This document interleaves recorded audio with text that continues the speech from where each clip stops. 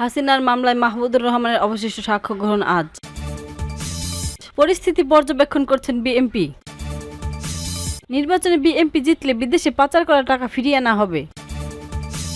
জুলাই আগস্টে সংগঠিত মানবতাবিরোধী অপরাধের মামলায় সাবেক প্রধানমন্ত্রী ও শেখ হাসিনা ও সাবেক স্বরাষ্ট্রমন্ত্রী আসাদুজ্জামান খান কামাল সহ 3 জনের বিরুদ্ধে দৈনিক আমার দেশ পত্রিকার সম্পাদক মাহমুদুর রহমানের অবশিষ্ট সাক্ষ্য গ্রহণ হবে আজ। মঙ্গলবার 16 সেপ্টেম্বর আন্তর্জাতিক অপরাধ ট্রাইব্যুনালে 1 এর চেয়ারম্যান বিচারপতি মোহাম্মদ গোলাম মুর্তজা মজুমদার নেতৃত্বাধীন বিচারপতি প্যানেলের এই সাক্ষ্য গ্রহণ হওয়ার কথা রয়েছে। এর আগে সোমবার 15 সেপ্টেম্বর বেলা 11টা 20 থেকে বিকাল পর্যন্ত সাক্ষ্য গ্রহণ চলবে। তবে শেষ না হওয়া পর্যন্ত অবশিষ্ট সাক্ষ্য ও জেরার জন্য আজকের দিন ধার্য করেছেন ট্রাইব্যুনাল।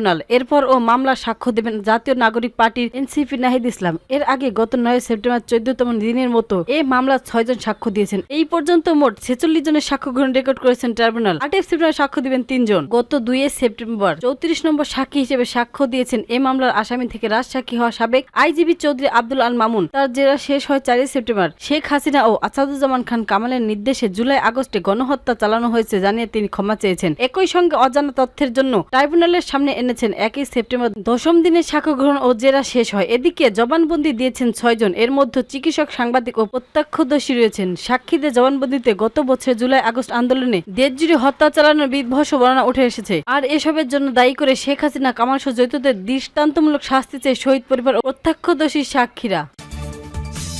আসন্ন 13 জাতীয় সংসদ নির্বাচন সামনে রেখে যে কোনো পরিস্থিতি সর্বোচ্চ ধৈর্যের সঙ্গে মোকাবেলা করবেন বিএনপি। সরকারকে সব ধরনের সহযোগিতার পাশাপাশি দলীয় নেতাকর্মীদের সতর্ক থেকে জনগণের সঙ্গে থাকার জন্য বলা হয়েছে। কয়েকটি ইসলামী দল নানান দাবিতে অভিন্ন কর্মসূচি দিয়েছে, যা পর্যবেক্ষণ করেছেন দলটি। তবে দলটির সন্দেহ ইস্যু তৈরি করে একটি মহল দেশকে অস্থিতিশীলতা করার পায়তারা করেছেন। দেশের জনগণ ও গণতন্ত্রের স্বার্থে নেতাকর্মীরা এ বিষয়ে সতর্ক রয়েছে। বিএনপি এই মুহূর্তে দেশে এমন কোনো উত্তাপ পরিস্থিতি চায় না যা দেশের ব্যবসা বাণিজ্য সহ সবকিছুর ক্ষতিগ্রস্ত হবে। প্রধান উপদেষ্টা অধ্যাপক মোহাম্মদ ইউনূসের প্রতিশ্রুতি অনুযায়ী নির্বাচনকে বিএনপিও উৎসবমুখী ও ইতিহাসের সেরা নির্বাচন হিসেবে দেখতে চায়। এর আগে জানা যায় জাতীয় ঐক্যমত কমিশন নেতৃত্বে প্রস্তাবটি জুলাই সনদের চূড়ান্ত মতামত দেবে বিএনপি। ইতিমধ্যে প্রায় 40 পৃষ্ঠা এর মতামত তৈরি করেছেন। দলীয় সূত্রে জানা যায় জুলাই সনদের যে কটি ধারণা বাস্তবায়নে সংবিধান সংশোধন করতে হবে সেগুলো সংসদের উপর নির্ভরশীল করবে বিএনপি। পাশাপাশি বাস্তবায়নের পদ্ধতি নিয়ে শেষ পর্যন্ত ঐক্যমত না হলে তা সরকারের উপর ছেড়ে দেওয়ার ভার দিতে পারে দলটি। এই মতে রেখেই কমিশনের চূড়ান্ত মতামত জমা দেওয়ার কথা রয়েছে। এদিকে হিন্দু ধর্মাবলম্বীরা যাতে আসন্ন তাদের সবচেয়ে বড় ধর্মীয় উৎসব শারদীয় দুর্গাপূজা যাতে নির্বিঘ্নে শান্তি ও স্বস্তি সহকারে সৌদিত্ব সম্প্রসারিত ও উৎসবমুখর পরিবেশ পালন করতে পারে সেজন্য সহযোগিতা করবেন বিএনপি। এসব চলাকালীন প্রতিটি পূজা মণ্ডপে বিএনপি ও সংগঠনের নেতাকর্মীরা শান্তি শৃঙ্খলা বজায় সহযোগিতা করবে। এ লক্ষ্যে পূজা মণ্ডপগুলোতে পূজা উদযাপন কমিটির সদস্যের সঙ্গে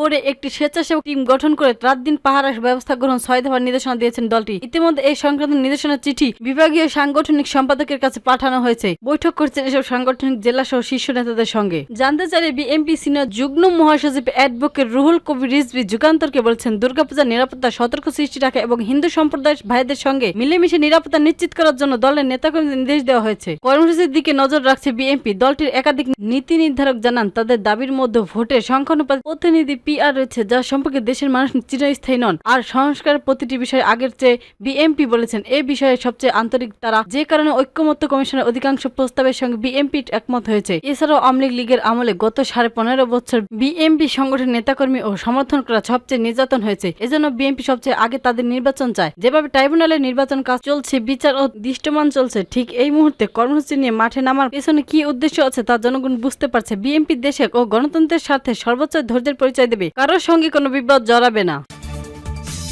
বাংলাদেশ জাতীয় দল বিএনপি কেন্দ্রীয় নির্বাহী কমিটির যুব বিষয়ক সহ সম্পাদক মীর নেওয়াজুল নেওয়াজ বলেছেন, স্বাস্থ্যসেবা বিগত সময় ধ্বংসের পথে চলে গিয়েছে। এখন বিএনপি সরকার ক্ষমতা আসলে পুনরায় এগিয়ে নিয়ে যাবে ও আর উন্নত হবে। সোমবার 15 সেপ্টেম্বর রাজধানীর কামরাঙ্গীরচর এলাকায় 31 সদর হাসপাতালে অডিটোরিয়ামে এক সভায় তিনি একথা বলেন। তিনি বলেন, বিএনপি যদি জয়লাভ করে তাহলে আওয়ামী লীগ এবং তার সঙ্গে যারা ঘনিষ্ঠ ভূমিকা পালন করেছেন তারা ক্ষতিগ্রস্ত হবে। একসঙ্গে দেশে গণতন্ত্র প্রতিষ্ঠিত হবে, গণতন্ত্রের উত্তর থেকে বাংলাদেশের স্বাধীনতা রক্ষা পাবে এবং হাসিনার বিচার আরো বেশি তদান্বিত হবে। বিদেশে যে টাকা পাচার করা হয়েছে তার ফিরিয়ে আনা সম্ভব হবে। এই ভূমিকাগুলোতে একমাত্র পালন করতে পারে নির্বাচন সরকার। তিনি বললেন, হাসিনাতন্ত্রের পতন হয়েছে 1 বছর অধীন আগে, কিন্তু প্রত্যাশিত গণতন্ত্রের উত্তরণের এই বিষয়টি ছিল সেটি এখন পর্যন্ত সম্পূর্ণ হয়নি। গত 15 থেকে 16 বছরে 3টি নির্বাচন দেখা গেছে। তৎকালীন দাবিদার প্রধানমন্ত্রী শেখ হাসিনার ইচ্ছাধীনে তার নির্বাচন কমিশন এই নির্বাচন হয়েছে। এই নির্বাচন কোনোভাবেই গণতন্ত্রের পক্ষে তো যায়নি, বরং গণতন্ত্র নির্বাস ভূমিকা পালন করেছে। এ সময় সবাই উপস্থিত ছিলেন হাজী মনির হোসেন চেয়ারম্যান, যুগ্ম আহ্বায়ক ঢাকা মহানগর দক্ষিণ বিএনপি ও ঢাকা দক্ষিণ সিটি কর্পোরেশনের প্রধান স্বাস্থ্য কর্মকর্তা ডাক্তার নিশাত পারভিন সহ আঞ্চলিক নির্বাহী কর্মকর্তা উপস্থিত ছিলেন।